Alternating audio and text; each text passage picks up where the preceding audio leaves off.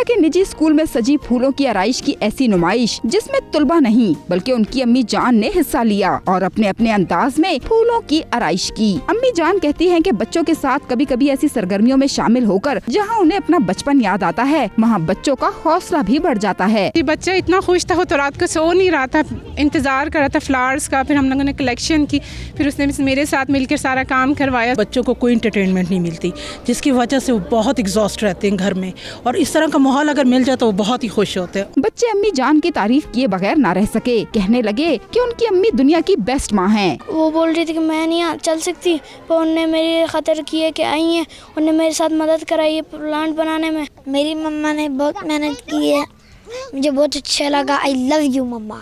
फूलों की नुमाइश में स्कूल की जानिब से भी स्टॉल्स लगाए गए थे। फूलों की ये नुमाइश 2 रोज तक जारी रहेगी। कैमरामैन फतेह मोहम्मद के साथ बुशरा कमर, 92 न्यूज़, क्वेटा।